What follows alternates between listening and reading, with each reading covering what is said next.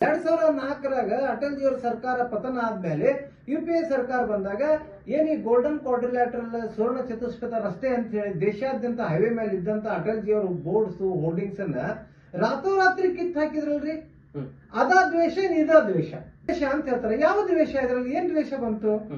ಮಹಾತ್ಮ ಗಾಂಧೀಜಿಯವರು ಮಾತೆತ್ತಿದ್ರೆ ಉಸಿರು ಬಿಟ್ರೆ ರಾಮ್ ರಾಮ್ ಅಂತಿದ್ರು ಅಲ್ವಾ? ಅವ್ರ ಸಮಾಧಿ ಮೇಲೆ ಇವತ್ತು ನೀವು ಹೋಗಿ ನೋಡಿದ್ರೆ ಹೇ ರಾಮ್ ಅಂತ ಐತಿ.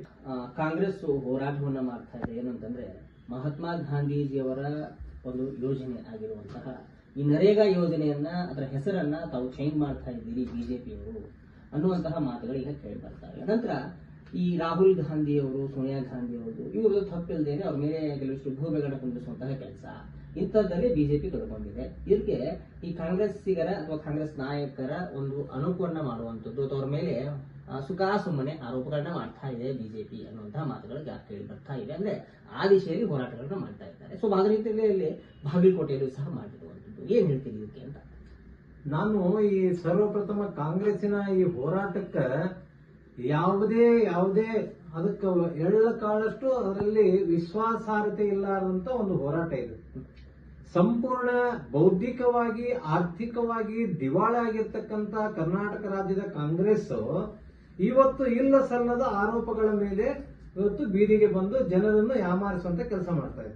ನಾನು ಒಂದೇದಾಗಿ ಹೇಳಿ ಬಯಸ್ತಿದ್ದೀನಿ, ಏನು ಈ ಮನ್ರೇಗಾ ವಿಚಾರವಾಗಿ 2004ರಿಂದ ಪೂರ್ವದಲ್ಲಿ ಏನು ಅಟಲ್ಜಿಯವರ ಸರ್ಕಾರದಾಗ ಇದು ಗ್ರಾಮೀಣ ರೋಜ್ಗಾರ್ ಯೋಜನೆ ಅನ್ನುವಂತ ಒಂದು ಹೆಸರಿತ್ತು.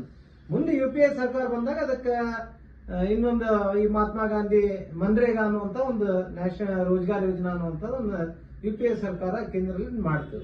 ನಾನಿಲ್ಲಿ ಏನ್ ಕೇಳ ಬಯಸ್ತಾ ಇದ್ದೀನಿ, ಇದರಲ್ಲಿ ಹೆಸರು ಚೇಂಜ್ ಮಾಡಿದ್ದು ಕೆಲವೊಂದು ಉದ್ದೇಶದಿಂದ ಇಲ್ಲಿ ಯಾವ ರೀತಿ ಇದು ಲೂಟಿ ಆಗ್ತಾ ಇದೆ ಕರ್ನಾಟಕ ರಾಜ್ಯದಲ್ಲಿ ಮನ್ರೇಗಾ ಹೆಸರಿನಲ್ಲಿ ಅನ್ನುವಂಥದಕ್ಕೆ ಆ ಲೂಟಿ ಒಂದೊಂದು ಪಂಚಾಯತಿಗೆ 10 ಕೋಟಿ 20 ಕೋಟಿ ಜಾಬ್ ಕಾರ್ಡ್ ಮಾಡ್ತಾರ. ಸೇಮ್ ಪರ್ಸನ್ ಅವ ಅಂಗಿ ಹಾಕೋತಾನ, ಆ ಪರ್ಸನ್ ಸೀರೆ ಉಟ್ಕೋತಾನ, ಅದೇ ಪರ್ಸನ್ ಟಪ್ಗಿ ಹಾಕೋತಾನ. ಒಬ್ಬ ವ್ಯಕ್ತಿ ಮೇಲೆ 10 ಜಾಬ್ ಕಾರ್ಡ್ ಮಾಡ್ಕೊಂಡು ಲೂಟಿ ಮಾಡ್ತಾ ಇದಾರೆ ಇವರು.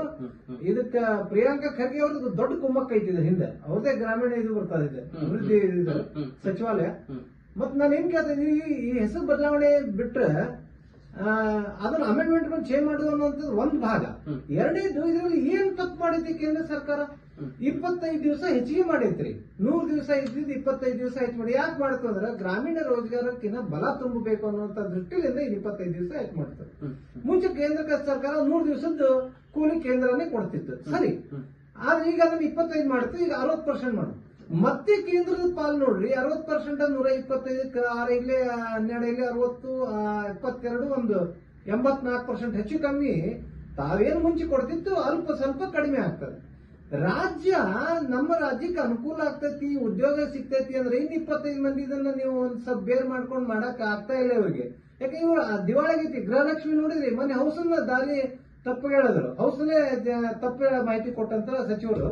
ಅದಕ್ಕೆ ಅವ್ರ ಹತ್ರ ದುಡ್ಡು ಇಲ್ಲ, ಅವ್ರಿಗೆ ದುಡ್ಡು ಕೊಡ್ಲಾರ್ದಕ್ಕೆ ಇದನ್ನ ಮಾಡ್ತಾ ಇದ್ದಾರೆ. ಮತ್ತೆ ಈ ಸಣ್ಣ ದ್ವೇಷ ಅಂತ ಹೇಳ್ತಾರೆ. ಯಾವ ದ್ವೇಷ ಇದ್ರಲ್ಲಿ ಏನ್ ದ್ವೇಷ ಬಂತು? ಮಹಾತ್ಮ ಗಾಂಧೀಜಿಯವರು ಮಾತೆತ್ತಿದ್ರೆ ಉಸಿರು ಬಿಟ್ರೆ ರಾಮ್ ರಾಮ್ ಅಂತಿದ್ರು ಅಲ್ವಾ? ಅವ್ರ ಸಮಾಧಿ ಮೇಲೆ ಇವತ್ತು ನೀವು ಹೋಗಿ ನೋಡಿದ್ರೆ ಹೇ ರಾಮ್ ಅಂತ ಐತಿ.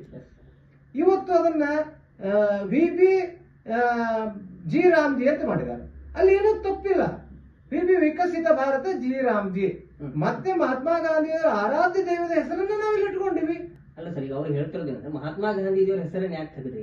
ಏನೂ ಇಲ್ಲ ರೀ, ಅದೇ ಇವ್ರ ಅಮೆಂಡ್ಮೆಂಟ್ಗಳು ಲುಟಿ ಆಗ್ತಾ ಇತ್ತು. ಅಲ್ಲಿ ಅಮೆಂಡ್ಮೆಂಟ್ಗಳನ್ನ ಅದನ್ನ ಸಾಫ್ಟ್ವೇರ್ನಾಗ ಅದ್ರಾಗೆಲ್ಲ ಅಮೆಂಡ್ಮೆಂಟ್ಸ್ ಬದಲಾವಣೆ ಮಾಡುವ ದೃಷ್ಟಿಕೋನದಿಂದ ಇದು ಮಾಡಿರುವಂತದ್ದು ಒಂದೇ. ಏನೂ ಇಲ್ಲ ಇದ್ರಾಗ. ನಿಮ್ಗಿನ್ನೂ ರೋಜ್ಗಾರ್ ಹೆಚ್ಚಿಗೆ ಕೊಡಾಕತ್ತೈತಿ. ಇದ್ರಾಗ ನಾ ಏನ್ ಹೇಳ್ತಾ ಇದೀನಿ ಅಂದ್ರೆ, ರಾಜ್ಯದಾಗ ಇವ್ರ ಹತ್ರ ದುಡ್ಡು ಇರ್ಲಾರ್ದಕ್ಕೆ ಇದಕ್ಕೆ ಸುಮ್ನೆ ವಿರೋಧ ಮಾಡ್ತಾ ಇದ್ದಾರೆ. ಗ್ರಾಮೀಣ ಉದ್ಯೋಗದಾಗ ಹೊತ್ತು ನಿಲ್ಬಾರ್ದು ಅಂತೇಳಿ ಇವ್ರು ಮಾಡ್ತಾ ಇದಾರೆ. ಒಂದು ಭಾಗ. ಎರಡನೇದು ದ್ವೇಷ ಅಂತ ಹೇಳ್ತಾರೆ. ಏನ್ ದ್ವೇಷ ಐತಿ? 2004ರಾಗ ಅಟಲ್ಜಿಯವರ ಸರ್ಕಾರ ಪತನ ಆದ್ಮೇಲೆ ಯುಪಿಎ ಸರ್ಕಾರ ಬಂದಾಗ ಏನ್ ಈ ಗೋಲ್ಡನ್ ಕ್ವಾಡ್ರಿಲ್ಯಾಟರಲ್ ಸುವರ್ಣ ಚತುಷ್ಪಥ ರಸ್ತೆ ಅಂತ ಹೇಳಿ ದೇಶಾದ್ಯಂತ ಹೈವೇ ಮೇಲೆ ಇದ್ದಂತ ಅಟಲ್ಜಿಯವರ ಬೋರ್ಡ್ಸ್ ಹೋರ್ಡಿಂಗ್ಸ್ ಅನ್ನ ರಾತ್ರೋರಾತ್ರಿ ಕಿತ್ತು ಹಾಕಿದ್ರಲ್ರಿ. ಅದಾ ದ್ವೇಷ ಇದಾ ದ್ವೇಷ. ಇಲ್ಲಿ ಯಾರಿಗೇನು ಅನ್ಯಾಯ ಆಗಿದೆ? ಯಾರಿಗೂ ಏನೂ ಅನ್ಯಾಯ ಆಗಿಲ್ಲ. ಇದು ಕಾಂಗ್ರೆಸ್ಸಿನ ನಾಟಕ ಮಂಡಳಿ ಒಂದು ಭಾಗ. ಸ್ಪಷ್ಟವಾಗಿ ನಾನು ಹೇಳ್ಬೇಕು, ಇದ್ರಾಗ ಯಾವುದೂ ಬದಲಾವಣೆ ಆಗಿಲ್ಲ. ಯಥಾ ಪ್ರಕಾರ ಆಗ್ತಾ ಇದೆ ಯೋಜನೆ, ಇನ್ನು ಹೆಚ್ಚು ಅಭಿವೃದ್ಧಿ ಆಗ್ತಾ ಇದೆ. ಇದ್ರ ಬಗ್ಗೆ ತನಿಖೆ ಆಗಿ ಸರಿಯಾಗಿ ಆಗ್ತದ ಅನ್ನುವಂಥದ್ದು ಪ್ರಶ್ನೆ. ಅದೊಂದೇನು ಸರ್, 40% ಏನ್ ಕೊಡ್ಬೇಕು ರಾಜ್ಯ ಸರ್ಕಾರ? ಅದೇ ಸರ್, ಇವ್ರಿಗೆ ಅದೇ ಕೇಂದ್ರ 25 ದಿವಸ ಹೆಚ್ಚಿಗೆ ಮಾಡಿ ನೀವು ಕೊಡ್ರಪ್ಪ ನಾವು ಕೊಡ್ತೀವಿ ಅಂತ ಹೇಳಿ ಕೇಂದ್ರ ಇವ್ರೇನ್ ಹೇಳ್ತಾರ, ಕೇಂದ್ರ ಹತ್ರ ದುಡ್ಡಿಲ್ಲ ಅಂತ ಹೇಳ್ತಾರೆ. ಕೇಂದ್ರ ಹತ್ರ ದುಡ್ಡಿಲ್ಲ ಅಂತಂದ್ರೆ 125 ದಿವಸ ಯಾಕೆ ಮಾಡ್ತಿದ್ವಿ? 125 ದಿವಸ ಮಾಡಿ ಮತ್ತೆ ನಾವು 60% ಕೊಟ್ರ, ನಾನು ಹೇಳಿದ್ನಲ್ಲ 12 72 ಒಂದು ಇನ್ ಮುಂದಿನ 25 12% ಹಿಡಿದ್ರೆ 85% ಮತ್ತೆ ನಾವು ದುಡ್ಡು ಕೊಡ್ತಾ ಇದೀವಿ. ಇದಕ್ಕೆ ಮುಂಚೆ 100 ಮಂದಿ ಕೊಡ್ತಿದ್ವಿ, ಈಗ 85 ಮಂದಿ ಕೊಡ್ತಾ ಇದೀವಲ್ಲ ನಾವು. ನಮ್ಮ ಹತ್ರ ದುಡ್ಡಿಲ್ಲ ಅಂತ ಹೆಂಗ್ ಹೇಳ್ತೀರಿ ನೀವು? ದುಡ್ಡು ಇರೋದು ನಿಮ್ಮ ಹತ್ರ. ಈಗ ಸರ್, ಈಗ ಇದನ್ನ ಚೇಂಜ್ ಮಾಡಿದ್ವಿ ಅಂತ ಹೇಳ್ತೀವಿ. ಈ ಚೇಂಜ್ ಮಾಡಿದ ನಂತರ ಭ್ರಷ್ಟಾಚಾರ ನಿಲ್ಲುತ್ತಾ ಅನ್ನೋದು ನೋಡಿ. ಇದಕ್ಕೆ ಈ ಯೋಜನೆಗೆ ದೇಶಾದ್ಯಂತ ಯಾವ ಸರ್ಕಾರಗಳು ವಿರೋಧ ಮಾಡಿಲ್ಲ. ಕೇವಲ ಕಾಂಗ್ರೆಸ್ ರಾಜ್ಯದಲ್ಲಿ ಇರ್ತಕ್ಕಂಥ ಕಾಂಗ್ರೆಸ್ ಲೂಟಿಗಾಗಿ, ನಾನು ಹೇಳ್ತಾ ಇದ್ದೇನೆ ಪದೇ ಪದೇ ಹೇಳ್ತಾ, ಲೂಟಿಗಾಗಿ ವಿರೋಧ ಮಾಡ್ತಾ ಇದ್ದೀನಿ. ನಿಶ್ಚಿತವಾಗಿ ಅದು ಬದಲಾವಣೆ ಆಗಬೇಕು ಅಂತ ನಮ್ದು ವಿಚಾರ. ನೋಡ್ರಿ, ಇವರು ನಮ್ಗೆ ದುಡ್ಡು ಬಂದಿಲ್ಲ ಅಂತ ಬಹಳ ಹೇಳ್ತಾರ. ಇವರು ಏನದು ಯುಟಿಲೈಸೇಷನ್ ಸರ್ಟಿಫಿಕೇಟ್ ಕೊಡ್ತಾ ಇಲ್ಲ. ಯಾವ ಯೋಜನೆ, ಕೇಂದ್ರದ ಯಾವ ಯೋಜನೆಗಳಿಗೂ ಯುಟಿಲೈಸೇಷನ್ ಸರ್ಟಿಫಿಕೇಟ್ ಕೊಡ್ತಾ ಇಲ್ಲ. ಯುಟಿಲೈಸೇಷನ್ ಸರ್ಟಿಫಿಕೇಟ್ ಬಂದ್ಮೇಲೆ ಮಿಕ್ಕಿದ ದುಡ್ಡು ರಿಲೀಸ್ ಆಗ್ತದ. ಇವತ್ತು ಜನರನ್ನ ಸುಳ್ಳು ಹೇಳ್ಕೊತಾ ಹೇಳ್ತಾರ. ಕಾಂಗ್ರೆಸ್ನ ಸಂಸ್ಕೃತಿ ಅದನ್ನು ಒಂದು ಸುಳ್ಳನ್ನು 100 ಸಾರಿ ಹೇಳಿ ಅದನ್ನೇ ಸತ್ಯ ಮಾಡುವಂತದ್ದು ಈ ಗೋಬೆಲ್ ಸಂಸ್ಕೃತಿ ಅಂತ. ಅದು ಕಾಂಗ್ರೆಸ್ಸಿನ ಸಂಸ್ಕೃತಿ. ಅದು ಅದೇ ದಿಶೆಯೊಳಗೆ ಇಲ್ಲಿ ಹೊಂಟಾರ. ಮತ್ತ ಇನ್ನೊಂದು ಕೇಳಿದ್ರಿ, ಏನು ನ್ಯಾಷನಲ್ ಹೆರಾಲ್ಡ್ ಕೇಸ್ನಾಗ ನೋಡ್ರಿ, ನ್ಯಾಷನಲ್ ಹೆರಾಲ್ಡ್ ಕೇಸು ಇವ್ರೇನ್ ಹೇಳ್ತಾ ಇದಾರ, ಕೋರ್ಟ್ ನಮ್ಮನ್ನು ಮುಕ್ತ ಮಾಡ್ತು, ಕೋರ್ಟ್ ನಮ್ಮನ್ನು ಮುಕ್ತ ಮಾಡ್ತು. ಕೋರ್ಟ್ ಇವರನ್ನು ಮುಕ್ತ ಮಾಡಿಲ್ಲ.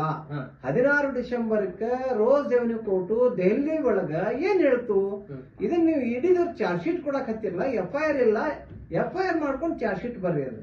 ಅವಾಗ ಏನ್ ಸಾಲಿಸಿಟರ್ ಜನರಲ್ ಮಾನ್ಯ ನ್ಯಾಯಾಲಯದ ಗಮನ ಸೆಳೆದ ಏನ್ ಹೇಳ್ತಾರ ಅಂತಂದ್ರ, ಸರ್ ಇದು FIR ಈಗ ಅವಾಗ ಅಮೆಂಡ್ಮೆಂಟ್ ಈ ಅಮೆಂಡ್ಮೆಂಟ್ ಹೀಗಿದೆ ಅಂತ ಹೇಳಿ ಒಂದು ರೆಕ್ಟಿಫಿಕೇಶನ್ ಕೊಟ್ಟಾಗ, ಕೇಸ್ ಫೈಲ್ ಮಾಡಿದಾಗ ಈ ರೆಕ್ಟಿಫಿಕೇಶನ್ ಇರಲಿಲ್ಲ, ಈಗ ಐತಿ, ಅದಕ್ಕೆ ಇದು ಲೀಗಲ್ ಕಾನ್ಸಿಕ್ವೆನ್ಸಸ್ ಅದಾವು, ಇದನ್ನ ನಾವು ಈ ರೀತಿ ಇದು ಮಾಡಂಗಿಲ್ಲ ಅಂತ ಹೇಳಿ ಅವರು ಅದನ್ನ ಹೇಳ್ತಾರೆ. ಮೊನ್ನೆ ಇವತ್ತು 22ನೇ ತಾರೀಕಿಗೆ ಮಾನ್ಯ ದೆಹಲಿ ಹೈಕೋರ್ಟ್ಗೆ ಮತ್ತೆ ತಿರ್ಗಾ ಇಡಿ ಹೋಗಿ ಇದಕ್ಕೆ ಪುನರ್ ಪರಿಶೀಲನಾ ಅರ್ಜಿಗೆ ಕೇಳಿದಾಗ ಅದು ಒಪ್ಕೊಂಡು ಸೋನಿಯಾ ಗಾಂಧಿ ಅವರಿಗೆ ಮತ್ತು ರಾಹುಲ್ ಗಾಂಧಿ ಅವರಿಗೆ, ಐ ಥಿಂಕ್ ರಾಹುಲ್ ಗಾಂಧಿ ಮತ್ತು ಸೋನಿಯಾ ಗಾಂಧಿ ಅವರಿಗೆ ನೋಟಿಸ್ ಇಶ್ಯೂ ಮಾಡ್ಯಾರ. ಮತ್ತೆ ನೋಟಿಸ್ ಯಾಕೆ ಇಶ್ಯೂ ಮಾಡಿದ್ರು? ಎಲ್ಲಿ ತಿರಸ್ಕಾರ ಮಾಡೋದಂಗಾಯ್ತು? ಇವ್ರು ಅನ್ನ ಹೇಳ್ತಾ ಇಲ್ರಿ, ಕೇವಲ ನಾಟಕ, ಸುಳ್ಳು, ತಪ್ಪು ಮಾಹಿತಿ, ಇದು ಬಿಟ್ಟರೆ ಇನ್ನೇನು ಇಲ್ಲ. ಈ ಕೇಸನ್ನ ಎಲ್ಲೂ ವಿಡ್ರಾ ಮಾಡಿಲ್ಲ, ಎಲ್ಲೂ ತಿರಸ್ಕಾರ ಮಾಡಿಲ್ಲ, ಎಲ್ಲೂ ವಜಾ ಮಾಡಿಲ್ಲ. ಕಳೆದ 13 ವರ್ಷದಿಂದ ನಡೆದಿರುವಂತ ಕೇಸು, ನಿನ್ನೆ ಇವತ್ತಿನ ಕೇಸ್ ಅಲ್ಲ ಇದು. ನಿಶ್ಚಿತವಾಗಿ ಇವರು ತಪ್ಪುಗಾರಿದ್ದಾರೆ, ಇದರಲ್ಲಿ ಏನೂ ಡೌಟ್ ಬೇಡ. ಪ್ರೈಮಾ ಫೇಸಿ ಅನ್ನೋದೊಂದು ಇರ್ತತಿ ಅಲ್ವಾ, ಪ್ರೈಮಾ ಮೇಲ್ನೋಟಕ್ಕೆ ಅಂತ ಇರ್ತತಿ. ಸರ್, ಆ ಪ್ರೈಮಾ ಫೇಸಿ ಯಾಕೆ ಇದು ಕಾಣಲಿಲ್ಲ ಅಂತ 13 ವರ್ಷ ಯಾಕೆ ಕೋರ್ಟ್ನಾಗ ಕೇಸ್ ನಡೀತಿದ್ವು? ಅವತ್ತೇ ಕಿತ್ತಾಕ್ಬೋದಿತ್ತಲ್ಲ. ನಾನೇನ್ ಹೇಳ್ತಾ ಇದ್ದೀನಿ, ಕೇವಲ ತಮ್ಮ ಈಗ ಏನು ಕುರ್ಚಿ ಕಿತ್ತಾಟ ನಡೆದ ರಾಜ್ಯದಾಗ, ಅದನ್ನ ಇವರು ನೋಡ್ರಿ ಅಧಿಕಾರಕ್ಕೆ ಬಂದಾಗಿಂದ 2 ವರ್ಷದಿಂದ ನಾ ಸಿಎಂ ನೀ ಸಿಎಂ ಅಂತ ಹೇಳಿ ಪೂರ್ತಿ ಇವತ್ತ ಅಧಿಕಾರ ಪ್ಯಾರಲೈಸ್ ಆಗೋಗ್ತೈತಿ. ಅವ್ರ ಏನ್ ಅಡ್ಮಿನಿಸ್ಟ್ರೇಷನ್ ಪ್ಯಾರಲೈಸ್ ಆಗೋಗ್ತೈತಿ. ರಾಜ್ಯದಾಗ ಆಡಳಿತ ಅನ್ನೋದಿಲ್ಲ. ಯಾವ ಅಧಿಕಾರಿಗಳು ಮುಖ್ಯಮಂತ್ರಿಗಳ ಮಾತಿಗೆ ಉದಾಹರಣೆ ಏನು ಗುಂಡಿಗೆ ಮುಚ್ಚಿರ ಬೆಂಗಳೂರಾಗ ಅಂತ ಅಲ್ಟಿಮೇಟಮ್ ಕೊಟ್ರು, ಮುಖ್ಯಮಂತ್ರಿಗಳು ಕೊಟ್ರು, DCM ಕೊಟ್ರು. ಒಬ್ರು ಅಧಿಕಾರಿಗಳು ಇವ್ರಿಗೆ ಕ್ಯಾರೆ ಏನಿಲ್ಲ ರೀ. ಏನಿದ್ರ ಅರ್ಥ? ಆಡಳಿತ ಸಂಪೂರ್ಣ ಕುಸ್ತೋಗೈತಿ.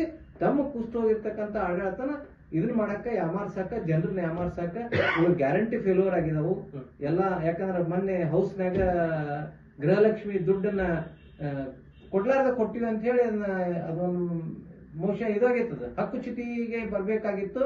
ಬಟ್ ಇವ್ರು ಅದನ್ನ ಗಲಾಟೆ ಮಾಡ್ಕೊಂಡು ಅದನ್ನ ಏನೋ ಆಯ್ತು. ಬಟ್ ನಾವು ಬಿಡುದಿಲ್ಲ ಅದನ್ನ ಹೋರಾಟಕ್ಕೆ. ಮೊನ್ನೆನೂ ನಾನು ನಿಮ್ಗೆ ಸಂದರ್ಶನ ಹೇಳಿದೆ, ಆ ವಿಚಾರಕ್ಕೆ ನಾವು ಹೋರಾಟ ಮಾಡ್ತೀವಿ ಭಾಜಪದವರು. Okay sir, thank you sir, thank you very much.